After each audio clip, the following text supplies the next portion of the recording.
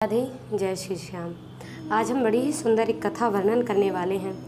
पिछली वीडियोस में हमने वर्णन किया कि प्रभु श्री राम जी अश्वमेध यज्ञ कर रहे थे, तो किन किन राजाओं के साथ में उनका अश्वमेध यज्ञ के उस घोड़े को लेकर के युद्ध हुआ इत्यादि कथाएं। तो अब वर्णन करते हैं कि प्रभु श्री राम जी जिस यज्ञ को कर रहे थे वह यज्ञ अश्वमेध यज्ञ था। और उस यज्ञ में अश्वमेध यज्ञ का अर्थ होता है कि संपूर्ण पृथ्वी पर एक अश्व को छोड़ा जाता है, जिस अश्व का जो स्वरूप होता है वो बड़ा ही सुंदर होता है। जो अश्व वह बिल्कुल ही सफ़ेद रंग का होता है, जिसकी पूंछ लाल होती है, जिसके कान श्याम वर्ण के होते हैं, ऐसा सुंदर स्वरूप। तो उस स्वरूप के घोड़े को पूरी पृथ्वी पर छोड़ा जाता है और वह घोड़ा जहाँ जहाँ भी जाएगा, जिस जिस राज्य में जाएगा, उसके ऊपर एक पत्र लिखा जाता है।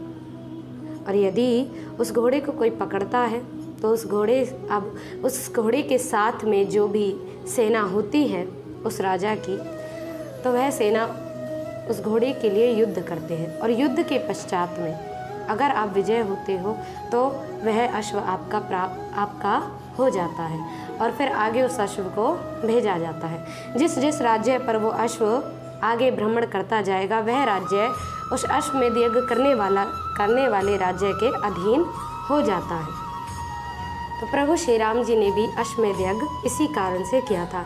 इसलिए प्रभु श्री राम जी को चक्रवर्ती सम्राट कहा जाता था, क्योंकि जिस भी राज्य में उनका घोड़ा गया था युद्ध इत्यादि करके उन्होंने विजय प्राप्त करी थी।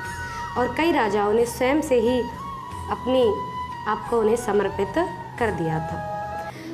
तो अब कहीं प्रश्न आया था कि प्रभु श्री राम जी का वो घोड़ा था किस स्वरूप का, पूर्वित रूप से कौन था और किस कारण से उसे ये स्वरूप प्राप्त हुआ कि प्रभु श्री राम के अश्वमेध यज्ञ का घोड़ा वो बने।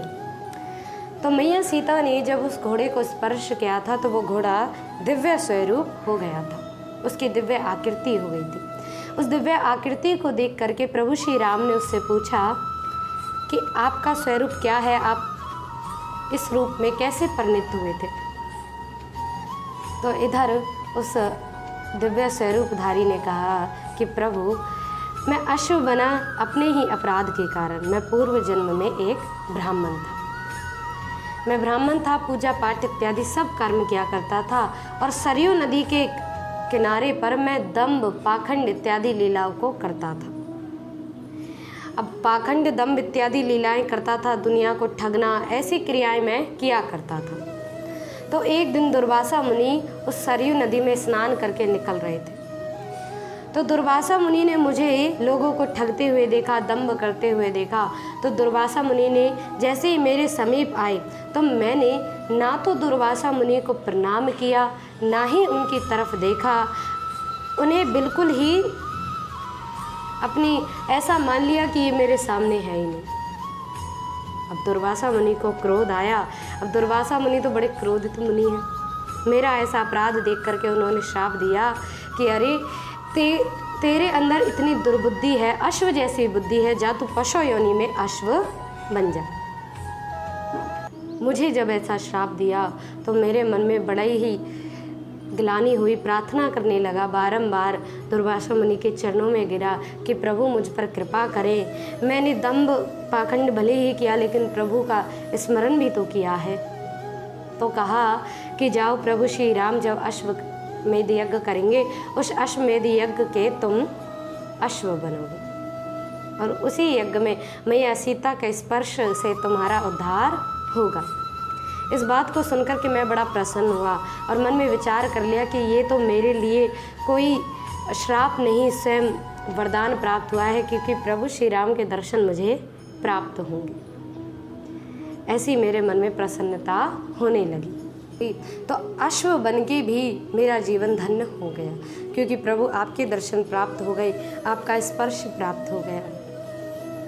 इतनी प्रसन्नता को मन में धारण कर प्रभु आज मेरा आपकी कृपा से उद्धार हुआ है और वह अश्व मतलब दिव्य देह धारण करके दिव्य लोक को प्राप्त हुआ प्रभु श्री राम की कृपा से।